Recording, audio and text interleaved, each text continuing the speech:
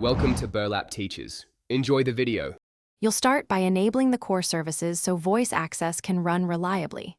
Open Settings, go to Accessibility, then Voice Access, turn the main toggle on and grant microphone permission when prompted. Once done, set the Hey Voice Access, wake phrase if you want hands-free activation. This reduces taps and saves time. Make sure battery optimization is off for voice access so it won't be killed in the background.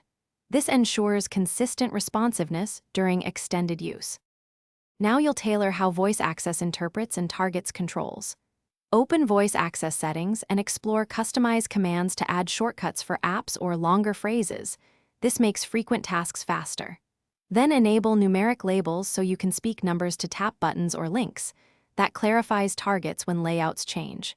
If recognition feels off, adjust the speech recognition sensitivity and retrain voice input. Doing this improves accuracy, especially in noisy environments or with accents. To finish setup and use voice access productively, practice by opening an app and saying commands like scroll down, tap 5, or go home. This demonstrates how voice targets numeric labels and helpers. When finished, say turn off voice access or tap the notification to disable it quickly.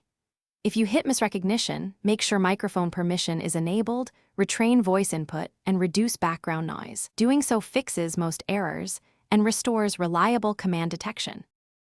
Thanks for watching. Consider subscribing if this video helped you.